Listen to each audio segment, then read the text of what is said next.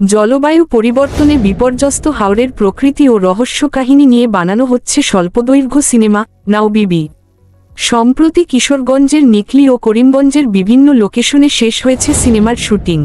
নাওবিবির গল্প ও চিত্রনাট্য করেছেন শাহ মুহাম্মদ মুশাহিদ, পরিচালনা করেছেন মশিউর রহমান কায়েস, প্রযোজনায় ম্যাক রিপন।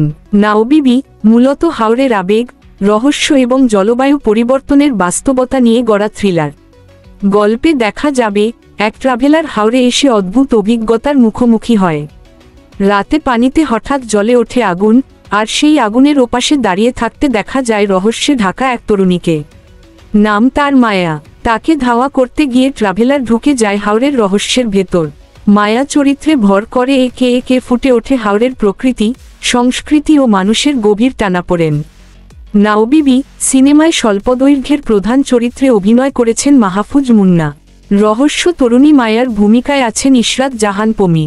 ফিকশনে এটি তার প্রথম কাজ হলেও গায়িকা হিসেবে পরিচিতি আছে তার।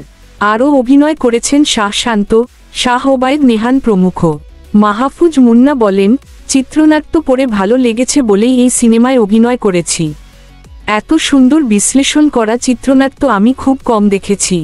আমি এখন পর্যন্ত কয়েকটি স্বাধীন চলচ্চিত্রে কাজ করেছি। টিমওয়ার্ক একটা ভালো কাজের জন্য গুরুত্বপূর্ণ। সেই টিম ওয়ার্ক আমি নাওবিবিতে পেয়েছি। ইশরাত জাহান পমি বলেন, মায়া চরিত্রে কাজ করা ভীষণ চ্যালেঞ্জিং ছিল। এখানে শুধু অভিনয় নয়, হাওরের প্রতিনিধিত্ব করতে হয়েছে।